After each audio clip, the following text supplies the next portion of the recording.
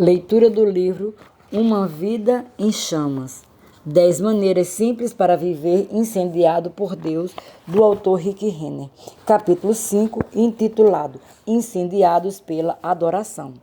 Até agora examinamos 3 combustíveis chaves que são necessários para manter o fogo ardendo em seu coração. Vimos que Deus quer que você esteja incendiado pela palavra, incendiado pela oração e incendiado pela obra sobrenatural do Espírito Santo. Agora, chegamos ao 4º combustível para o fogo espiritual no coração de todo cristão ou corpo de cristãos, o louvor e a adoração. Quando uma pessoa ou uma congregação foca deliberadamente em glorificar a Deus, na presença da sua palavra e em uma atmosfera de louvor e adoração, sua presença manifesta é liberada para transformar vidas onde quer que haja necessidade de transformação. O poder da presença de Deus que se manifesta quando os cristãos o adoram pode mudar sobrenaturalmente mentalidades, liberar revelação, trazer libertação aos oprimidos e curar corpos afligidos pela enfermidade. Posso testemunhar pessoalmente que o conceito para todos os livros que escrevi me veio durante momentos de adoração, quando a atmosfera está carregada com a presença de Deus durante esses tempos de adoração. Uma porta é aberta para a dimensão espiritual, permitindo que a revelação flua para o coração e a mente receptiva. Não há nada que se possa comparar a esses momentos íntimos de adoração em que a chama do nosso fogo espiritual é aumentada na presença de Deus. O líder de adoração, compositor, cantor e escritor Matt Redmond afirmou: muitas vezes, quando vejo que minha adoração cessou, é porque eu não tinha alimentado o fogo, não separei tempo para me banhar nas águas da revelação de Deus. Muitas vezes, o tempo é o fator-chave, mas se pudermos encontrar tempo para nos fortalecer na palavra de Deus, na sua presença, na sua criação e para passar tempo com outros cristãos, então veremos que a revelação flui novamente em nossa vida e nosso coração responderá com uma chama de adoração mais uma vez. Na verdade, um estudo da história do Antigo e do Novo Testamento mostra que quando os cristãos tiveram uma forte paixão pela adoração, houve uma forte manifestação da presença sobrenatural de Deus. Um dos exemplos mais poderosos no Antigo Testamento é visto na vida de Salomão.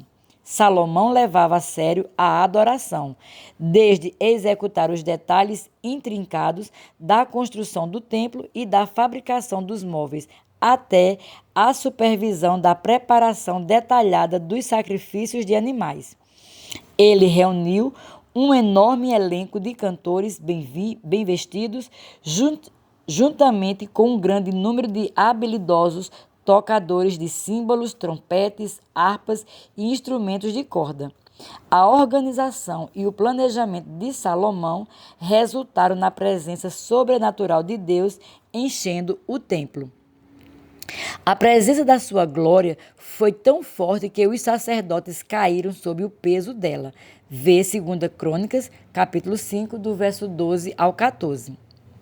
Vemos essa forte presença de Deus manifesta durante os momentos de adoração em todo o Antigo Testamento. Mas a adoração também era muito importante durante a época do Novo Testamento. O Evangelho de Lucas começa com as canções de adoração. Quando Maria foi visitar sua prima Isabel, a Bíblia nos diz que Maria adorava ao Senhor por tê-la escolhido entre todas as outras mulheres para ser aquela que daria à luz o tão esperado Messias. Vê Lucas capítulo 1, verso 46 ao 56. Quando Jesus nasceu, um coro angelical apareceu no céu, declarando gloriosamente louvores a Deus pelo mundo do nascimento de Cristo. Vê Lucas capítulo 2, verso 13 e 14. Do princípio ao fim do livro de Apocalipse, a adoração integra o plano de Deus para o seu povo. A. W. Tozer disse: Posso dizer com segurança, na autoridade de tudo que é revelado na palavra de Deus, que qualquer pessoa nesta terra que fica entediada com a adoração e desligada dela, não está pronta para o céu.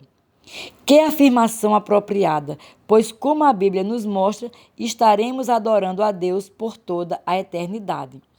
O teólogo Albert Barnes observou a importância do louvor e da adoração na vida daqueles que conhecem Cristo quando disse: o louvor é um dos grandes deveres dos redimidos, porque este será seu emprego para sempre.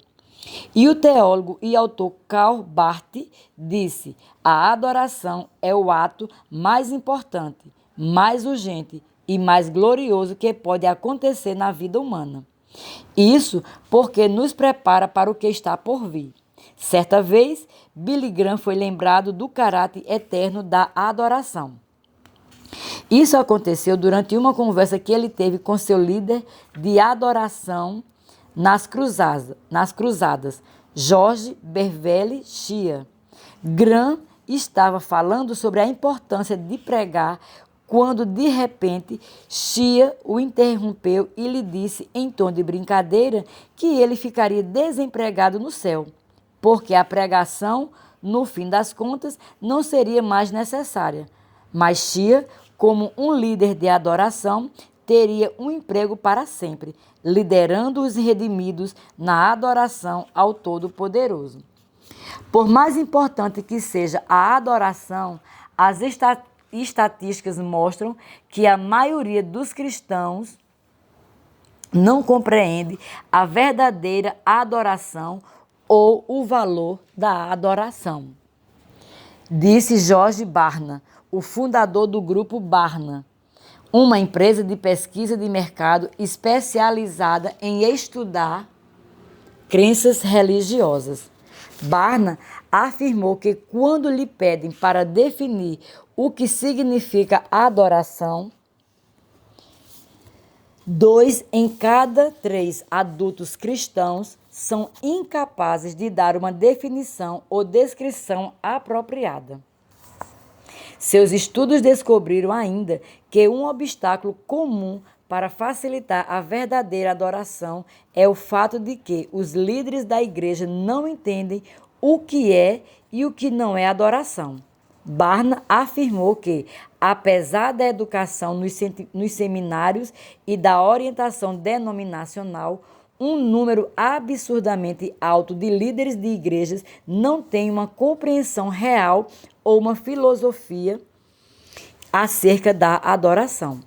Barna descobriu ainda que entre os adultos que frequentam regularmente os cultos de igrejas, metade admite que não experimentou a presença manifesta de Deus em nenhum momento durante o último ano.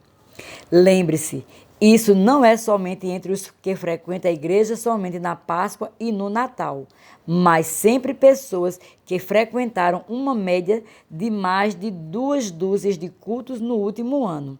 Barna também afirmou: para a maioria das pessoas, a adoração é para satisfazê-las ou agradá-las, e não para honrar ou agradar a Deus. É impressionante que poucos dos que frequentam regularmente os cultos de adoração argumentem que a adoração é algo que eles fazem primeiramente para Deus. Um percentual substancialmente maior de frequentadores afirma que frequentar os cultos é algo que eles fazem para o próprio benefício e prazer. Mas a função da adoração, de realmente trazer a presença de Deus para um indivíduo ou uma congregação, é de importância primordial. O pastor e escritor David Jeremiah disse sucintamente: se você não adora, nunca experimentará Deus.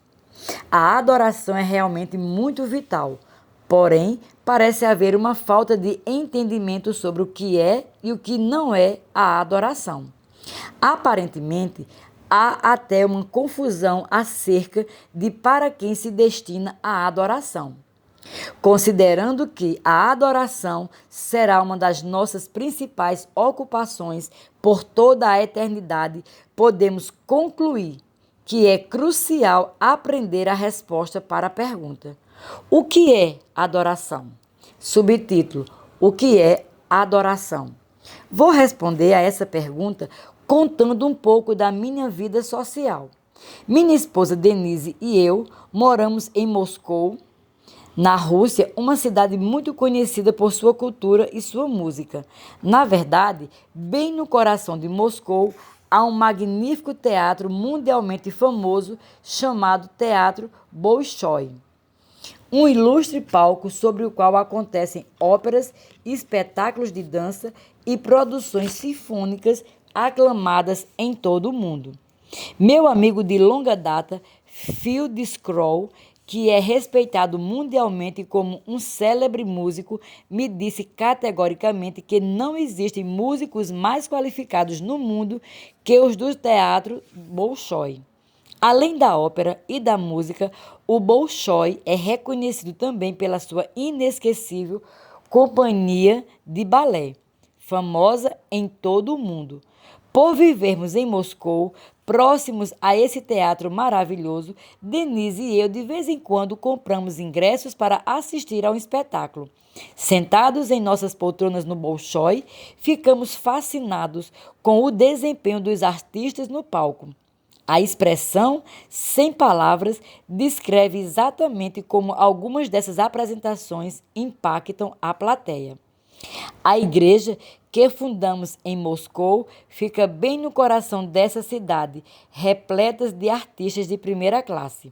Somos grandemente abençoados com o fato de alguns dos músicos do Bolshoi tocarem em nossos cultos semanais de adoração. Mas, por mais maravilhosa que seja a música no teatro Bolshoi, e por mais que o talento humano naquele palco fascine a audiência, essas exibições não introduzem a presença de Deus. Aquele palco é uma plataforma para realizações humanas, o que na verdade é impressionante e digno de elogio. A habilidade com a qual eles cantam, dançam e tocam seus instrumentos é de fato muito inspiradora. No entanto, por mais maravilhoso que seja, o desempenho deles na forma um canal através do qual a presença impressionante de Deus carrega a atmosfera é transformar a vida das pessoas. Embora o talento natural representado no teatro seja excepcional, quase além de qualquer descrição, ele não tem o mesmo efeito de adoração ungida. Sou convidado para pregar ao redor do mundo em vários tipos de eventos. Por causa disso, ouço muitas músicas de todos os tipos em igrejas e eventos cristãos. Com muita frequência, sou abençoado ao ouvir músicos e cantores fenomenais nesses eventos. Cada canção é executada maravilhosamente e os instrumentistas tocam com habilidade impressionante.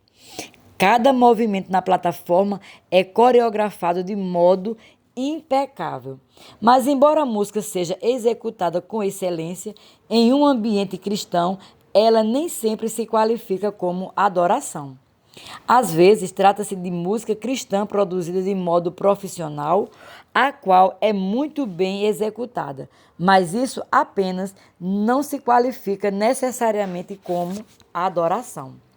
Pode ser apenas boa música, mas só a boa música não carrega a atmosfera com a presença de Deus, que tem a capacidade de transformar vidas. Sou grato pelos músicos profissionais que servem na igreja com excelência. Pessoalmente, acho triste que muitas vezes a adoração deixe a desejar em termos de qualidade técnica. Por representarmos Jesus Cristo, deveríamos ser excelentes em tudo que fazemos. Isso significa que deveríamos ter bons músicos que trouxessem os sons do céu até nós com habilidade e unção durante a adoração. O que fazemos não deveria ser nada menos em termos de excelência e profissionalismo do que aquilo que os artistas seculares apresentam no palco para obter os aplausos dos homens. Entretanto, independentemente da qualidade musical, precisamos lembrar que quando essas coisas são feitas somente com base na mente, usando a voz ou os dedos em um instrumento, isso não constitui necessariamente o tipo de adoração que carrega a atmosfera com a presença poderosa de Deus. É impressionante quando uma voz bem treinada canta de maneira fabulosa as letras de um cântico de adoração, quando um instrumentista toca uma melodia de adoração com habilidade, ou quando uma dançarina se move com graça e equilíbrio ao som da música de adoração. Mas, se os artistas que fazem essas coisas estão apenas se apresentando para impressionar aos que os assistem, isso não se qualifica como adoração. Para ser verdadeira adoração, essa expressão deve vir de um lugar diferente do mero talento, deve vir do coração. Alguma coisa acontece quando os cristãos se aproximam de Deus com uma atitude de adoração, adorando humilde e intimamente de coração, enquanto tocam seus instrumentos e cantam seus cânticos de adoração. Esse tipo de adoração verdadeira faz com que os cristãos entrem na dimensão do Espírito e literalmente se tornem canais ou condutores através dos quais o Espírito de Deus entra na atmosfera. E quando essa presença divina se manifesta, tudo é aberto para ser transformado sobrenaturalmente, como demonstrarei nas páginas a seguir. Em João 4, 23 e 24, Jesus falou sobre esse tipo de adoração. Mas vem a hora, e já chegou, em que os verdadeiros adoradores adorarão o Pai em espírito e em verdade, porque são estes que o Pai procura para seus adoradores. Deus é espírito e importa que os seus adoradores o adorem em espírito e em verdade. Nesses versículos, Jesus usou a palavra e seus derivados, a adoração, 5 vezes, e todas representam a tradução do grego proskuneo, que é composto pelas palavras pros e kuneo. A palavra pros significa em direção a e kuneo, beijar. Quando as duas palavras são unidas em uma, formam proskuneo, que significa cair no chão em direção a alguém e beijar. Quando usada para retratar a posição de adoração de uma pessoa diante do Senhor, denota alguém que se prostrou, seja exterior ou interiormente, curvando-se em seu coração diante de Deus e adorando com beijos em íntima adoração. Na época em que o Novo Testamento estava sendo escrito, a palavra adoração, ou grego proskuneo, era usada especialmente para retratar alguém que caiu no chão prostrado diante de um superior para adorar ou cair sobre o rosto de joelhos para adorar. A palavra proskuneo retratava adoradores que estendiam os braços em direção a um Deus em amor, afeto e devoção absolutos e até lançava beijos amorosamente em direção a esse Deus. Além disso, a palavra adoração, proskuneo, retrata alguém que usa todos os métodos disponíveis necessários para adorar a um Deus. Esses meios podem incluir cantar, tocar um instrumento musical, dançar ou usar uma variedade de movimentos, gestos ou palavras para transmitir a adoração. Em João 4, 23 e 24, o uso da palavra proskuneo nos diz que Deus procura aqueles que o adorem com a mente, o corpo e o espírito. Na adoração autêntica há uma dimensão intelectual, uma dimensão física e uma dimensão espiritual. Talvez ninguém tenha deixado isso mais claro que o apóstolo Paulo em sua primeira carta aos Coríntios. Em 1 Coríntios 14:15, ele escreveu: Que farei, pois? Orarei com o Espírito, pelo Espírito Santo que está dentro de mim, mas também orarei com a mente, usando palavras que eu entenda, cantarei com o Espírito, pelo Espírito Santo que está dentro de mim, mas também cantarei com a mente, usando as palavras que eu entenda. Nesse versículo, Paulo afirmou claramente que a verdadeira adoração é tanto espiritual quanto intelectual. Ela envolve o espírito e a mente. E como descobrimos em 1 Tessalonicenses capítulo 5, verso 23, Deus nos criou espírito, alma e corpo como seres que possuem 3 partes. Cada parte nossa deve estar envolvida na adoração. Além do mais, porque Deus colocou seu próprio Espírito dentro de nós, cristãos. Isso significa que não temos de encontrar um prédio físico para entrar em adoração. Nós somos o templo de Deus porque Ele colocou o Espírito Santo dentro de nós em virtude do nosso nascimento. Em 1 Coríntios capítulo 6, verso 19, Paulo afirmou esta verdade. Acaso não sabeis que o vosso corpo é santuário do Espírito Santo? Quando leu a palavra santuário nesse versículo incrível, minha mente se desloca para uma imensa igreja ortodoxa localizada no coração de Moscou. Uma catedral gigantesca de mármore branco com domos dourados chamado Cristo o Salvador. Viajei pelo mundo e vi muitas coisas maravilhosas em minha vida, mas no que se refere à arquitetura decorativa, esse prédio é de longe um dos mais esplêndidos que já vi em qualquer lugar do mundo. O interior é altamente adornado com ornamentações de ouro, prata e pedras preciosas. Os tetos são em arco e abobadados. Ela é a réplica de decorações em mármore, granito, ouro, prata, pedras preciosas, entalhes esculpidos à mão, mosaicos e afrescos.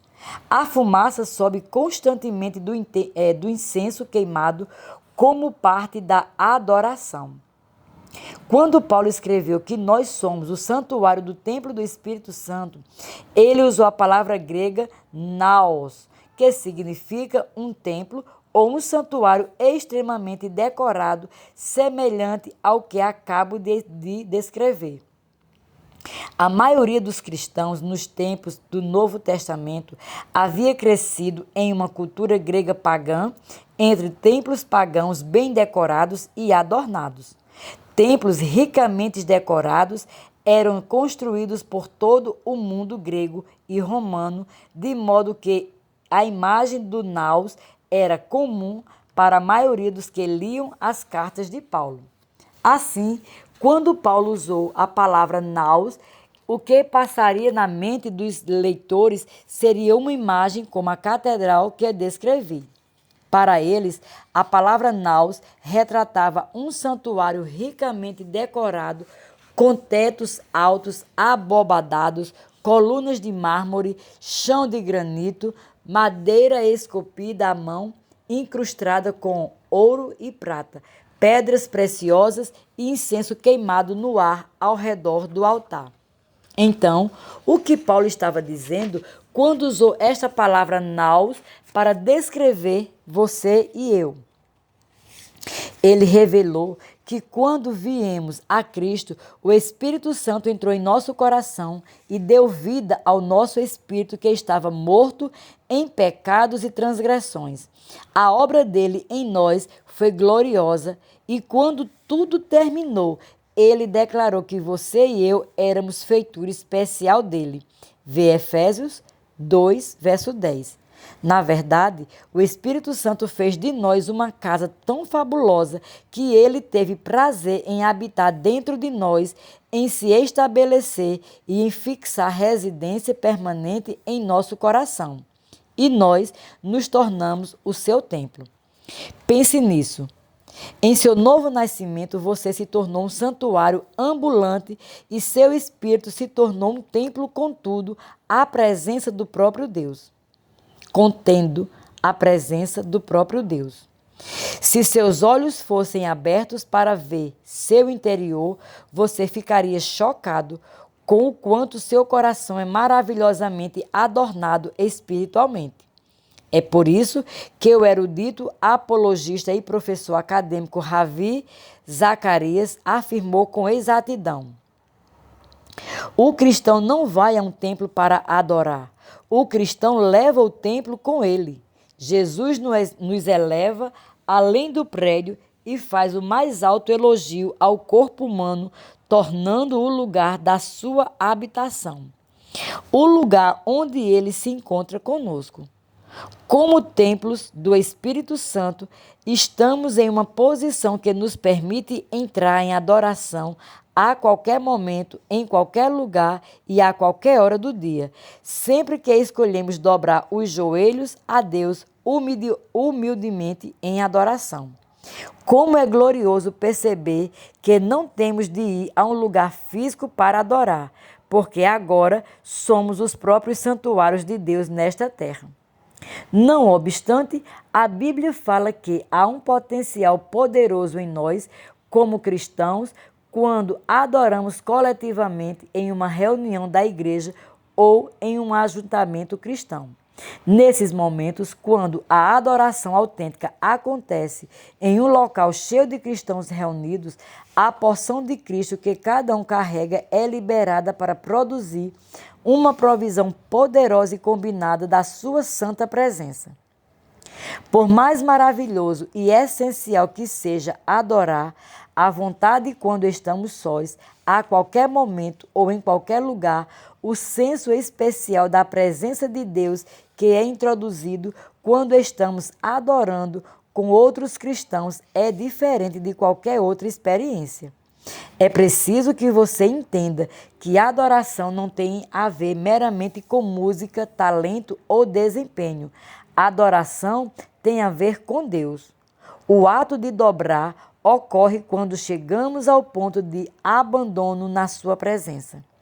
Quando focamos unicamente em Deus e nos perdemos na adoração a Ele, como indivíduos ou como um corpo de cristãos, nós nos humilhamos diante dele. Colocamos o foco inteiramente nele e direcionamos expressões de amor, canções e melodias de louvor e ações de graça para ele.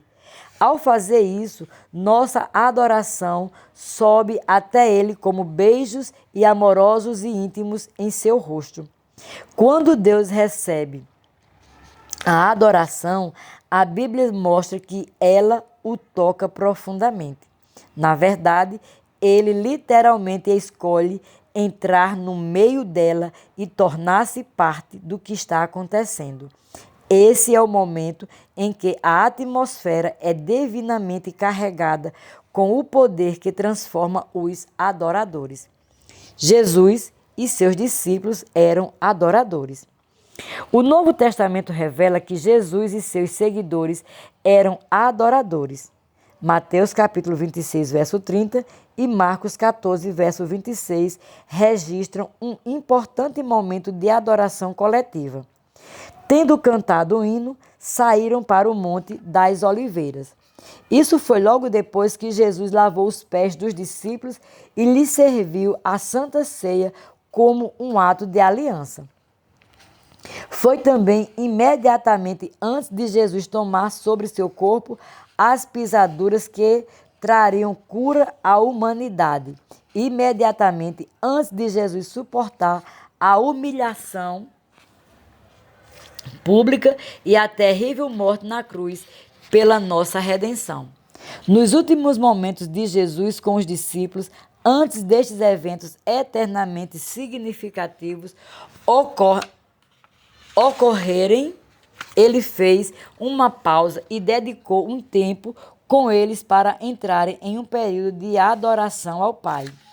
Esse padrão de adoração continuou ao longo do livro de Atos, enquanto a igreja primitiva seguia o exemplo de Jesus para adorar. Atos 2, 46 e 47 nos diz que os primeiros cristãos diariamente perseveravam unânimes no templo, partiam pão de casa em casa e tomavam as suas refeições com alegria e sigileza de coração, louvando a Deus e contando com a simpatia de todo o povo. Assim como os apóstolos haviam aprendido com Jesus a ter paixão pelas almas e amar a palavra de Deus, também aprenderam a adorar o Pai e eles transferiram esse desejo a toda a igreja primitiva. Embora os primeiros cristãos tenham enfrentado provações e grandes dificuldades, eles perseveraram adorando a Deus apaixonadamente.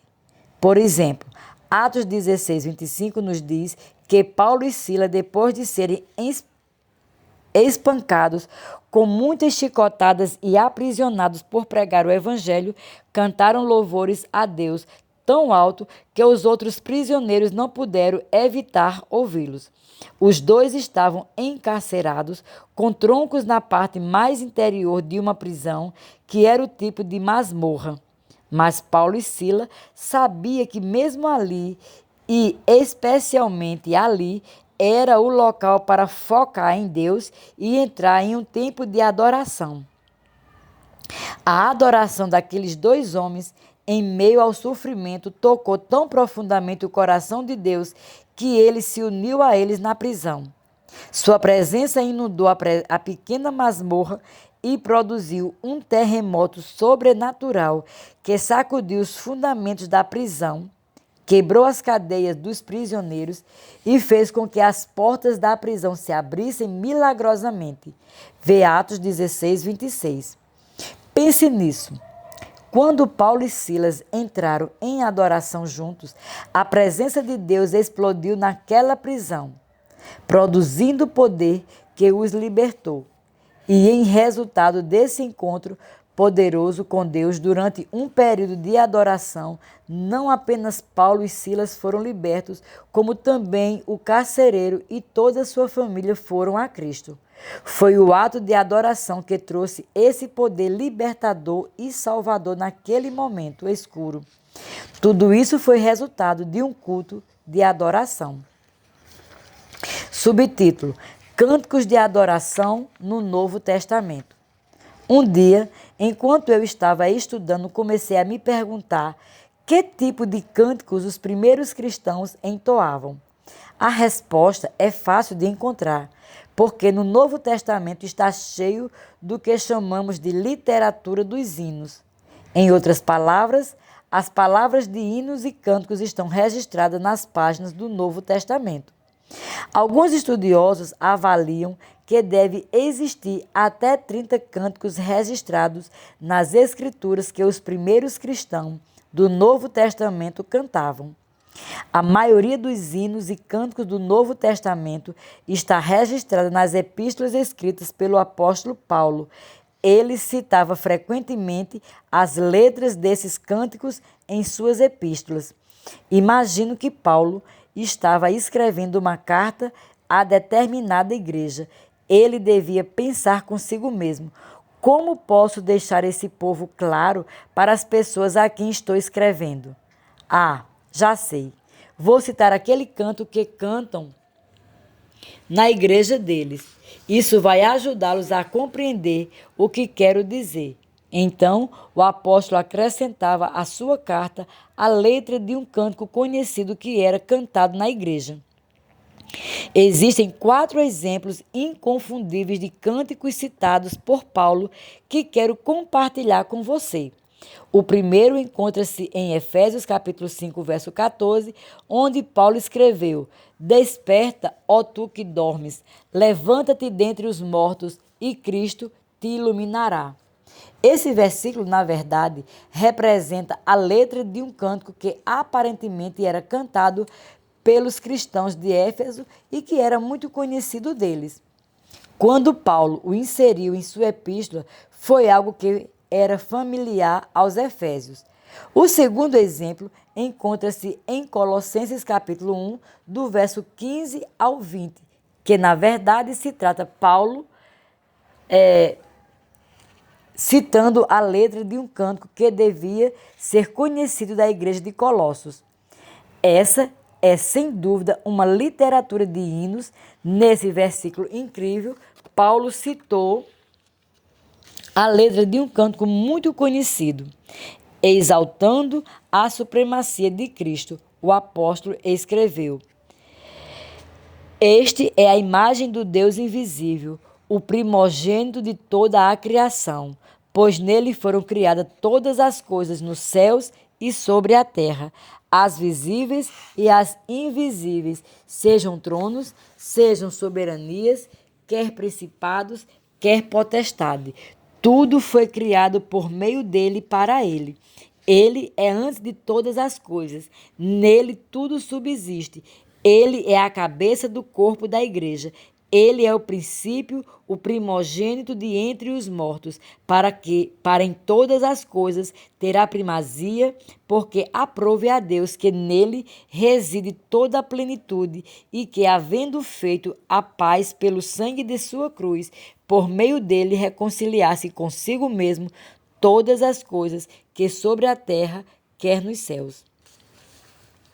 Esses versículos, que são considerados por muitos estudiosos como os mais importantes no estabelecimento da supremacia e da divindade de Cristo, eram a letra de um cântico cantado na igreja do primeiro século. E quando as famosas palavras atribuídas ao apóstolo Paulo em Filipenses 2, 9 e 10. Nesses importantes versículos, Paulo incorporou a letra de um cântico conhecido dos cristãos que descrevia o sacrifício de Cristo na cruz e sua exaltação. As palavras desse antigo cântico encontram-se nestes versos, pelo que também Deus o exaltou sobremaneira e lhe deu o nome que está acima de todo nome, para que ao nome de Jesus se dobre todo joelho, nos céus, na terra e debaixo da terra. O quarto exemplo de um cântico do Novo Testamento encontra-se em 2 Timóteo, capítulo 2, verso 11 e 13. Estes versículos também representam a literatura dos hinos, pois nesses versos Paulo citou um cântico familiar para lembrar aos cristãos acerca do compromisso que Cristo requer dos que o seguem. Se já morremos com ele, também viveremos com ele. Se perseveramos, também com ele reinaremos. E se o negamos, ele, por sua vez, nos negará. Se somos infiéis, ele permanece fiel, pois de maneira nenhuma pode negar-se a si mesmo. Veja as palavras poderosas deste cântico. Esses versículos revelam que os primeiros cristãos não estavam apenas entoando o cântico de adoração que faziam com que eles se sentissem bem. Eles entoavam cânticos que exigiam consagração e compromisso. Os cânticos cantados pela igreja primitiva espalhavam aquilo que estava sendo pregado na época. Portanto, sabemos que os primeiros cristãos estavam ouvindo mensagens que exigiam comprometimento total, independentemente das circunstâncias que estivessem enfrentando em sua vida pessoal. Embora muitas pessoas esqueçam as palavras de um sermão logo depois que ele é pregado, elas têm uma tendência maior de se lembrar de uma mensagem que foi musicada. Quando um sermão é colocado na letra de uma canção, as pessoas podem levar essa canção com elas para onde forem e cantá-las ao longo da rotina diária. Os compositores do Novo Testamento entendiam o poder de cantar a palavra de Deus, portanto, transformavam em música o que os líderes da igreja estavam pregando. É por isso que podemos olhar os hinos que Paulo citou e averiguar os tipos de sermão que estava sendo pregado nos primeiros dias da igreja. Os primeiros cristãos estavam literalmente cantando muitos dos ensinamentos que ouviam.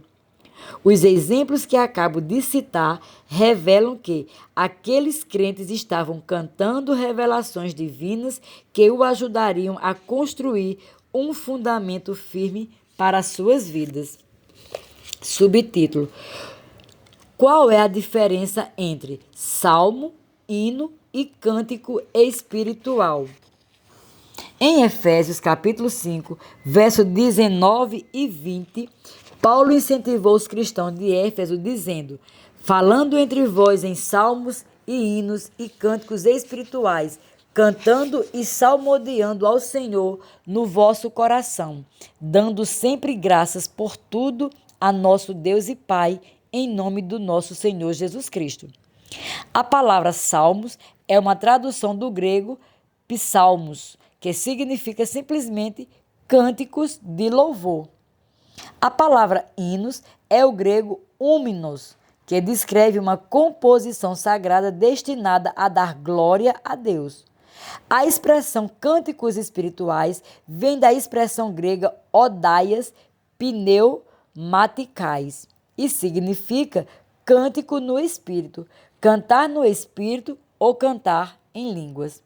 A palavra cantando é uma forma do grego ado, que significa cantar com a voz. Descreve particularmente o canto vocal expressivo. A palavra salmodiando é a palavra grega psalo, que significa puxar as cordas de uma harpa ou de um arco, uma expressão sincera de música. Nessa passagem, o instrumento não é uma harpa ou um arco, é o coração de um cristão enquanto ele canta com amor ardente ao Senhor.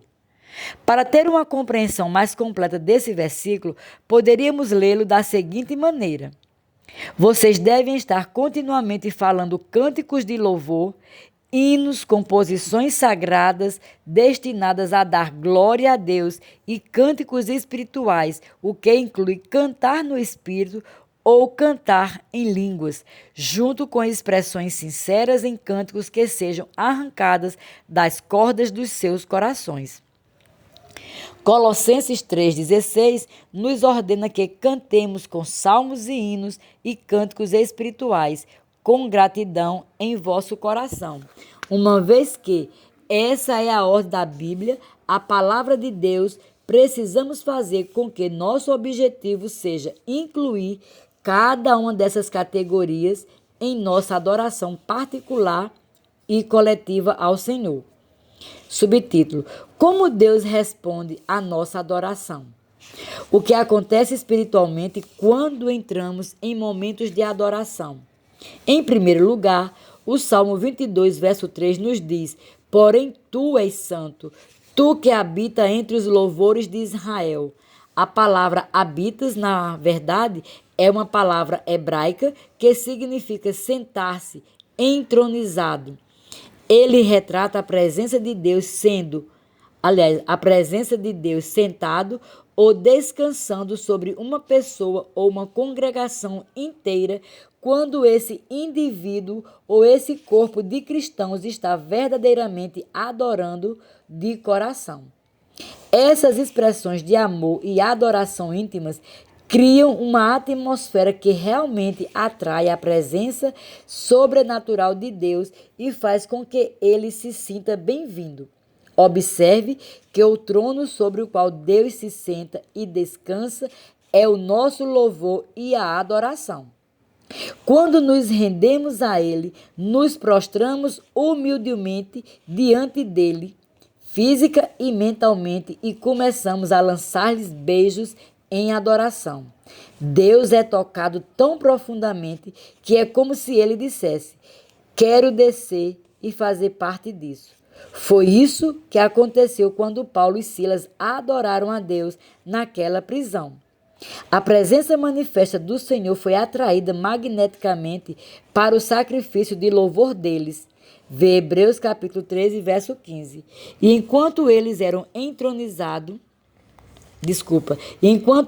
era entronizado na adoração pelo seu Espírito, ele manifestou sua glória através do seu poder libertador e salvador, abalando até os próprios fundamentos da prisão. Lembro-me claramente até hoje de quando participei das reuniões de Kathryn Kuhlman na minha adolescência.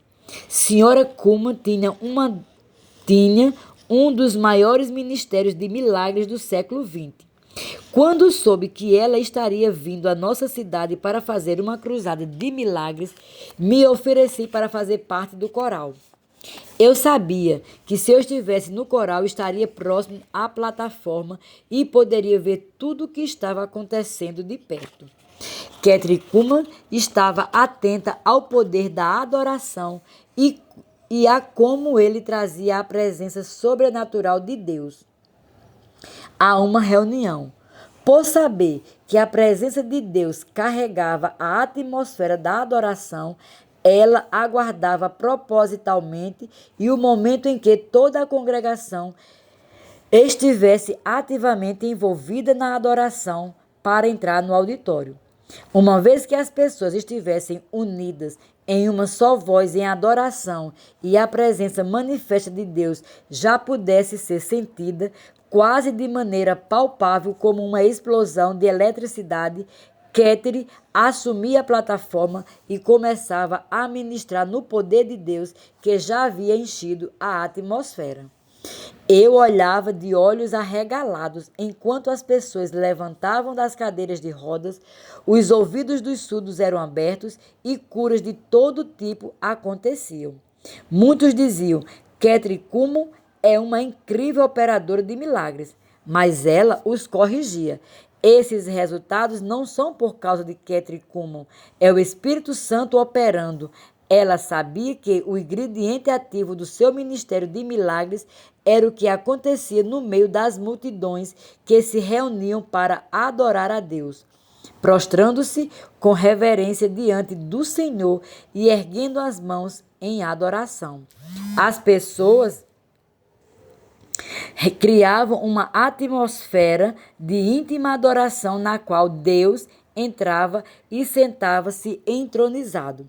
Ele simplesmente não podia resistir ao convite de habitar naqueles louvores e libertar sua presença poderosa e gloriosa para suprir as necessidades dos que haviam se reunido para aqueles encontros. Subtítulo: Discernimento, Julgamento e Esplendor, experimentando a glória. Ao longo da época do Antigo Testamento, a palavra glória descrevia alguma coisa muito pesada. Quando a presença de Deus vinha, estava cheia de tudo que é bom, tesouros, dons e poder. Nos dias de Salomão, a glória de Deus entrava no templo durante a adoração e, conforme observado anteriormente neste capítulo, a presença da glória de Deus era tão pesada que os sacerdotes não conseguiam sequer ficar de pé para executar seus deveres. Embora nem sempre vissem a glória de Deus, eles sentiam os efeitos dela. Você já esteve em um culto de adoração onde a atmosfera se tornou pesada com a presença de Deus?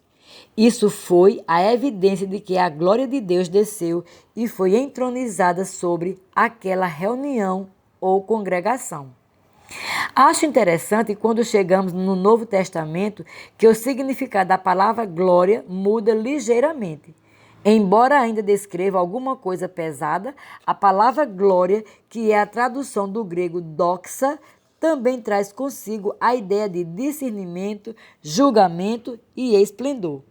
Combinando esse significado da palavra glória do Antigo e do Novo Testamento, encontramos algo realmente maravilhoso.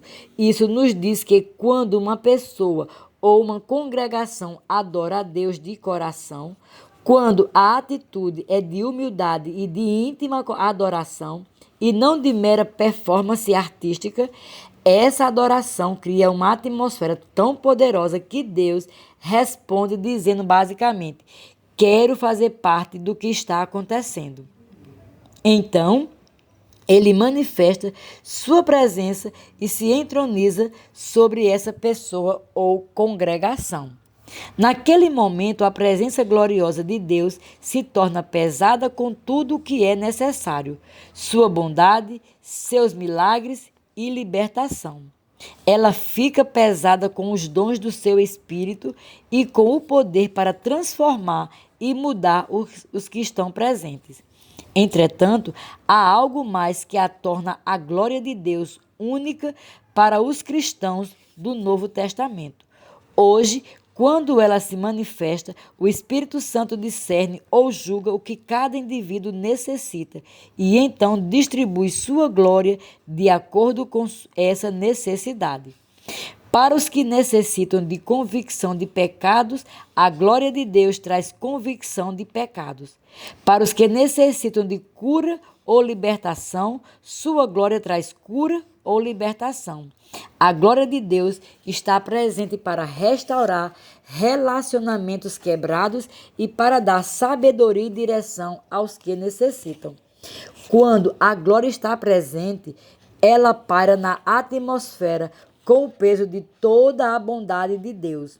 E à medida que o Espírito Santo discerne o que cada pessoa necessita, a glória de Deus então começa a suprir essas necessidades. O grande escritor C.S. Lewis disse: no processo de ser adorado, Deus comunica sua presença aos homens. É exatamente isso que acontece quando entramos em momentos de adoração significativa perante o Senhor de coração. É então que Deus realmente nos transmite sua presença poderosa e milagrosa enquanto o adoramos. Se você entende isso, então entenderá por que eu digo que mais coisas podem acontecer durante a adoração do que em qualquer outro momento. Posso testificar que durante meus períodos pessoais de adoração, recebi a maioria das revelações das Escrituras que me levaram a dimensões mais elevadas. Como mencionei anteriormente, o conceito de todos os livros que escrevi chegaram até mim como um download durante os momentos de adoração. É como se de repente uma barreira fosse removida e o Espírito de Deus comunicasse tarefas, missões, revelações e verdades ao meu espírito e à minha mente. Quando a glória de Deus vem, os pensamentos do Senhor enchem minha mente e iluminam a verdade para mim. De repente vejo o que eu não conseguia ver antes. Quando os cristãos estão debaixo da glória de Deus, em sua presença manifesta e palpável, coisas incríveis acontecem. É realmente um momento sobrenatural de esplendor como nenhum outro. A adoração é vital porque traz os adoradores para um lugar onde o coração deles fica aberto para o Espírito Santo e ele pode revelar o que de outra maneira eles teriam dificuldades para ver e ouvir. Nesse lugar de adoração, o Espírito Santo também pode incendiar o coração de um povo com um novo fogo, para que eles possam carregar sua presença com eles para todos os aspectos da vida diária. Subtítulo: A bênção da unção de Deus. No Salmo 133, do verso 1 ao 3, Davi descreveu a glória de Deus e sua presença sobrenatural, referindo-se a ela como a unção. O salmista explicou que quando um corpo coletivo de cristãos se reúne em unidade, especialmente durante os momentos de adoração, as bênçãos de Deus são liberadas de uma maneira sobrenatural e poderosa. Oh, como é bom e agradável viverem unidos os irmãos. É como o óleo precioso sobre a cabeça, o qual desce para a barba de Arão, e desce para a gola de suas vestes. É como o orvalho do Hermon, que desce sobre o monte de Sião. Ali ordena o Senhor a sua bênção e a vida para sempre. Observe que o versículo diz que o óleo precioso era colocado sobre a cabeça, o qual desce para a barba e para as vestes sacerdotais. Isso descreve a unção com óleo usada sobre os sacerdotes levitas, inclusive Arão, para separá-lo aos propósitos especiais de Deus. O óleo precioso representa a presença manifesta e o poder de Deus que repousava sobre a vida deles. Para você e para mim, sob a nova aliança, isso simboliza a presença e o poder do Espírito de Deus sobre nós quando entramos nos momentos de unidade coletiva. Davi prossegue dizendo que a unção de Deus é como um orvalho de Hermon. O que o orvalho tem a ver com a unção de Deus e sua glória? O orvalho é a manifestação da umidade que está sempre no ar, embora na maior parte do tempo seja invisível. O fato é que sempre há umidade no ar, mas quase nunca podemos vê-la. Apenas quando temos as condições atmosféricas certas e a umidade invisível de repente se tornar visível. Naquele instante, no ponto do orvalho, o ponto em que gotículas de água aparecem nas plantas, a umidade invisível de repente se torna visível enquanto se manifesta em tudo que se pode tocar. Ao usar esse exemplo, Davi nos diz que assim como a umidade está sempre no ar, mesmo quando não é vista, a presença de Deus também está sempre conosco, mesmo que nem sempre seja visível. Mas há um ponto em que sua presença se manifesta e o que é invisível de repente se torna visível. Com muita frequência, isso ocorre durante os momentos de adoração coletiva, quando nos reunimos em unidade e humildade, adorando ao Senhor de coração. Temos as condições espirituais certas e a presença de Deus e o seu poder de repente se manifestam entre nós. Nesses momentos, o peso da glória de Deus deixa a dimensão invisível e entra na dimensão visível, tocando a todos os presentes de forma palpável. Foi exatamente isso que aconteceu quando Moisés, Arão e os levitas fizeram a dedicação do tabernáculo no deserto. Aconteceu quando Salomão e os sacerdotes fizeram a dedicação do templo. E também quando os discípulos e seguidores de Cristo se reuniram em unidade no cenáculo no dia de Pentecostes. Quando cada um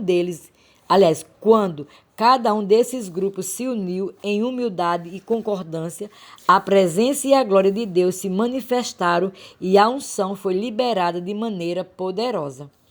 Do mesmo modo, se chegarmos a um lugar de adoração em conjunto e passarmos mais tempo adorando o Senhor, começaremos a ver sua glória se manifestar mais regularmente entre nós e uma maior demonstração da dimensão dos milagres ocorrerá em nossos meios. Subtítulo: Diferentes sons, diferentes estilos. A adoração da Igreja do Novo Testamento muito provavelmente incluía elementos musicais das culturas hebraica, grega e romana, dependendo de onde acontecia. As pessoas estavam sendo acrescentadas ao reino de Deus em várias regiões em todo o mundo romano, como a Ásia Menor, a atual Turquia, a Grécia, a África do Norte e o Oriente Médio. Centenas e até milhares de quilômetros separavam esses lugares e porque cada um deles eram culturalmente diferentes, é provável que os estilos, a música e as expressões de adoração variassem de região para região e de cultura para cultura. A adoração dos cristãos judeus teria um estilo específico, a dos gregos, outro, e a dos cristãos da África do Norte, um estilo completamente diferente. O ponto é que há espaço para variação no estilo de música no que se refere a adorar a Deus. Entretanto, o que é mais importante não é que a adoração se conforme a determinados estilos, apenas que ela venha do coração. Sons e estilos de adoração podem variar de grupo para grupo ou de geração para geração. A adoração que experimentei e ainda amo é diferente do que as pessoas mais jovens experimentam hoje e tudo bem. Não se trata de uma estar certa e a outra está errada. Elas apenas são diferentes. Estilos e sons podem mudar, mas o que não pode mudar é o único ingrediente essencial: um coração humilde, focado na adoração ao Rei dos Reis. Seja qual for a sua idade, a sua cultura ou a sua nação, eu o encorajo a descobrir que estilo mais adequa a você e então a adorar o Senhor com todo o seu coração. O que é importante, tanto como indivíduo quanto como igreja local, é que você entre em sua presença com uma adoração humilde e adore o Rei dos Reis. Ao fazer isso, ele virá e se entronizará na sua adoração e introduzirá sua glória manifesta. A própria atmosfera ao seu redor ficará pesada com toda a sua bondade e o Espírito Santo começará a discernir e a suprir as necessidades de cada coração presente. E além de tudo isso, no poder da glória manifesta de Deus, e o Espírito Santo acenderá um fogo dentro de você e de todos os presentes que se entregarem a Ele.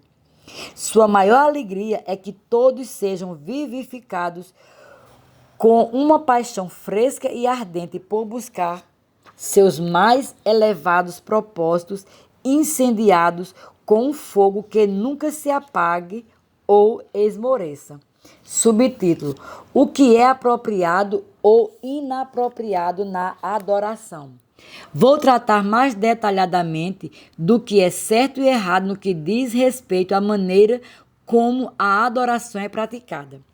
Descobri que uma boa regra a ser aplicada a essa questão encontra-se em 1 Coríntios 14, verso 40, onde Paulo diz: tudo, porém, seja feito com decência e ordem. Ao longo dos anos, aprendi que com decência e ordem significa coisas diferentes para pessoas diferentes. O que é aceitável para um grupo pode ser ultrajante e ofensivo para outro grupo. O que é considerado santo, doce e tocante por um grupo pode ser visto como morto e monótono para outro. Todos têm as próprias opiniões sobre o que é adequado ou inadequado na adoração. O corpo de Cristo é composto de muitos grupos diferentes para enumerá-los aqui, como católicos, ortodoxos, batistas, episcopais, metodistas, pentecostais e carismáticos. Portanto, não deveríamos ficar surpresos com o fato de os cristãos terem opiniões diferentes sobre a maneira certa e errada de adorar a Deus. Também não deveríamos nos surpreender pela maioria das pessoas presumir que sua maneira de adorar é a mais bíblica. Então, quem está certo e quem está errado? Existe somente uma maneira correta de adorar? Poderia haver espaço para uma variedade de expressões diferentes de adoração no reino de Deus? Estamos prontos para perguntar a nós mesmos com sinceridade: minhas opiniões sobre adoração são influenciadas somente pela Bíblia ou também sou influenciado pela cultura e pela educação que recebi? Quais são as diretrizes estabelecidas nas Escrituras?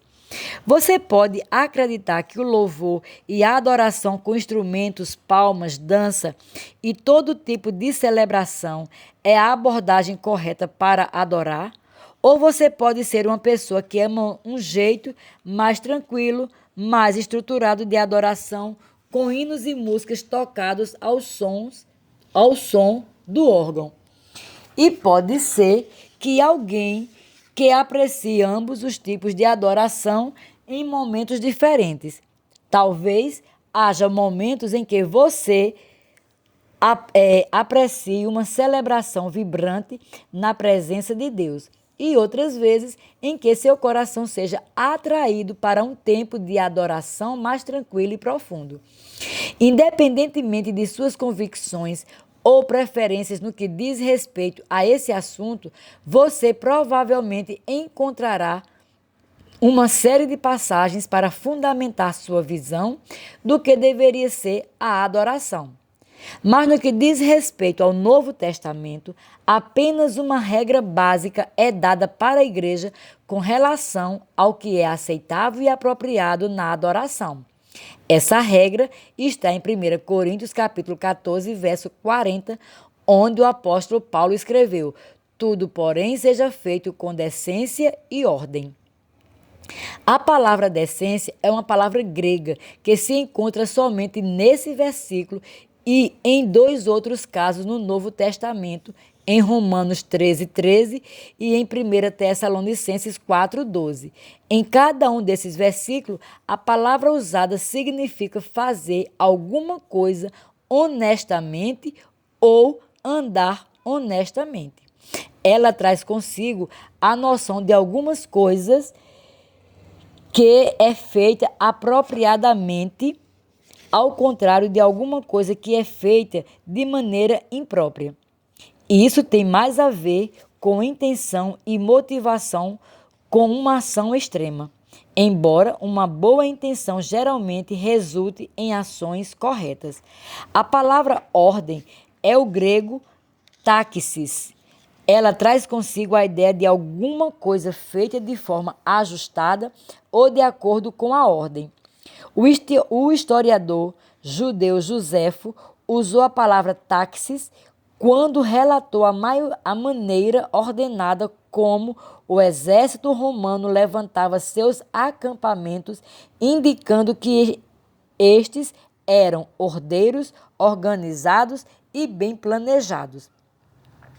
Os comandantes não se envolviam em um planejamento de última hora e os acampamentos não eram montados apressadamente. Em vez disso, tudo era feito de modo organizado e bem calculado. Joséfo também usou a palavra táxis para descrever a maneira como os judeus essênios eram respeitosos com os outros. Eles esperavam até que os outros terminassem de falar antes de assumir sua vez. Na descrição de Joséfo sobre esse comportamento entre os essênios, ele usou a palavra táxis para retratar pessoas que eram respeitosas, deferentes, corteses, adaptáveis, bem educadas e polidas. Levando em conta esse significado, 1 Coríntios 14, verso 40, poderia ser traduzido do seguinte modo: que tudo seja feito de uma maneira apropriada e ajustada, que seja organizada, bem planejada, respeitosa, bem educada e polida. Isso abre a porta para todo tipo de adoração. A adoração pode ser tranquila, arrebatada, suave ou ousada. O importante é que o momento de adoração não seja produzido no último minuto, sem reflexão ou organização. Afinal, estamos falando sobre cristãos se reunindo para adorar o Deus Todo-Poderoso. Assim, quando planejamos a adoração coletiva, ela deveria ser bem calculada e organizada. Ao mesmo tempo, é importante deixarmos espaço para o Espírito Santo mudar as coisas espontaneamente, caso ele deseje. Nosso objetivo fundamental sempre deveria ser seguir a ordem dele, seja como for que isso pareça em determinada situação. Tudo isso faz parte de adorar ao Senhor em espírito e em verdade. Vê João 4:23. Naturalmente, sempre que os cristãos adoram juntos, todos os que participam deveriam ser bem educados, respeitosos e polidos. É possível que um grupo de cristãos sejam ousados e barulhento, no entanto, bem educado ao mesmo tempo. Da mesma maneira, outro grupo também pode ser suave e tranquilo, mas rude e ofensivo. O estilo, o uso dos instrumentos e o nível do volume não são as maiores questões na mente de Deus. A grande questão é qual é a intenção e a motivação do coração dos meus filhos quando eles vêm me adorar. Se a intenção e a motivação de um grupo for correta, a adoração será acompanhada de uma atitude que reflete o caráter de Jesus Cristo.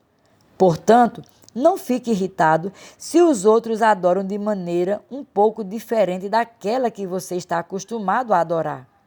Jesus está discernindo o coração deles. Ele está observando para ver quanta energia e preparo eles dedicam ao plano antes de entrarem em sua presença. A forma de adoração deles pode ser diferente da sua, mas se eles estão adorando a Deus com um coração puro e com todo o seu ser, você pode ter certeza de que a adoração deles é aceitável para o Senhor. Conclusão. Quando este capítulo começou, eu disse que se uma pessoa ou congregação se deleita na presença da palavra de Deus e vive em uma atmosfera de louvor e adoração autênticos, o poder da presença de Deus é liberado para transformar mentes e vidas e até para trazer libertação e cura aos que necessitam. Segui em frente mostrando o fogo que pode ser aceso em seu coração ou em sua igreja quando uma atmosfera está carregada com a presença de Deus. Durante esses momentos de íntima adoração ao Pai, uma porta é aberta para uma dimensão espiritual onde Ele habita e a revelação inunda as mentes e os corações receptivos. Nada pode se comparar a esses momentos durante a adoração, quando a chama espiritual em nosso coração é acesa novamente com novo combustível na presença de Deus. É nisso que Deus está interessado. Ele está muito mais interessado no estado do nosso coração do que no estilo da nossa adoração ou no formato do culto da nossa igreja. Portanto, não foque em quem tem a melhor forma de adoração. Em vez disso, eu o encorajo a se concentrar no que é mais importante para Deus.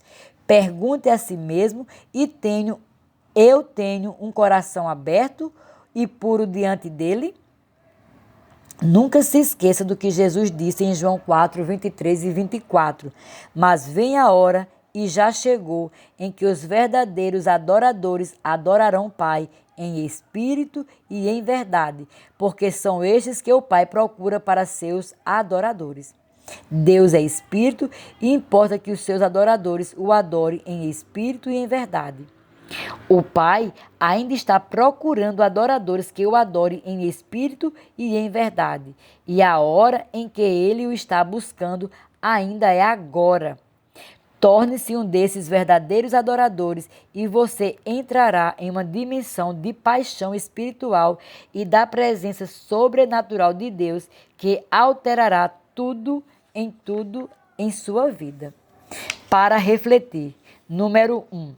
A música executada apenas com o propósito de demonstrar o talento humano não é adoração. Ainda que seja executada em um ambiente religioso, a adoração é focada exclusivamente em Deus e vem do coração. Até mesmo em uma reunião de muitos cristãos, o ato de adorar é uma expressão pessoal e íntima que se derrama diante de um coração humilde. A verdadeira adoração produz uma atmosfera que constrói uma habitação, convidando o Deus vivo para ser entronizado no seu templo, o coração do seu povo. A adoração cria um canal que dá acesso à presença de Deus para transformar a vida das pessoas de uma maneira poderosa. Você já experimentou a presença palpável de Deus, seja no seu tempo particular de adoração ou em uma assembleia de cristãos na igreja? Quando foi a última vez que você abriu o coração para adorar a Deus até que sua presença se manifestou ao seu redor? 2. A adoração oferecida a Deus com sinceridade, com o único propósito de honrá-lo, o toca profundamente e dá a ele grande prazer. Na verdade, ele literalmente escolhe entrar no meio dela e tornar-se parte do que está acontecendo. Deus tem prazer em manifestar as mesmas qualidades que celebramos sobre ele. Josafá enviou os adoradores para a batalha como a linha de frente de defesa. E enquanto eles exaltavam a bondade de Deus e proclamavam sua misericórdia, o Senhor desorientou os inimigos até que eles mataram uns aos outros. Vê 2 Crônicas, capítulo 20, verso 21 e 22. Quando Paulo e Silas ignoraram os ferimentos e o desconforto da prisão para cantarem louvores, um terremoto o anunciou que Deus havia descido até a situação deles para trazer libertação aos seus servos. E todos que ouviram os cânticos que eles cantavam também foram beneficiados. Ver Atos, capítulo 16, verso do 16 ao 34. Independente das circunstâncias, agradáveis ou não, você engrandece deliberadamente as misericórdias de Deus e glorifica sua bondade para com você? Você não verá o Senhor se manifestando em meio a ataques de autocomiseração ou em meio a reclamações. Talvez seja por isso que você não esteja experimentando a intervenção dele ultimamente. Quando você escolhe desviar o olhar de tudo que poderia distraí-lo e tirar seu foco dele e olhar para quem ele é, o Deus Todo-Poderoso fará com que você o conheça e conheça seus caminhos, e ele lhe mostrará a realidade da sua salvação. Número 3. Efésios 5:10 nos diz para cantarmos salmos, hinos e cânticos espirituais, salmodiando em nosso coração ao Senhor. Sua alma está continuamente se alegrando no Senhor, cantando cânticos de louvor a Ele, inclusive cantando no Espírito ou cantando em línguas? Enquanto investiga as próprias práticas de louvor e adoração ao Senhor, você reconhece que tem alguma deficiência? De que maneira você pode começar a levar a Ele o fruto dos seus lábios com maior consistência? Talvez você possa começar descartando os hábitos de verbalizar a preocupação ou negatividade e começar a dar graças conscientemente e a louvar o Senhor por quem Ele é e por tudo que Ele já fez. Ao fazer isso, sua adoração subirá até Ele como beijos amorosos e íntimos em seu rosto. Sua gratidão liberará um rio de adoração para dar prazer ao coração deles e fará com que eles se aproximem. Aqui concluímos o capítulo 5.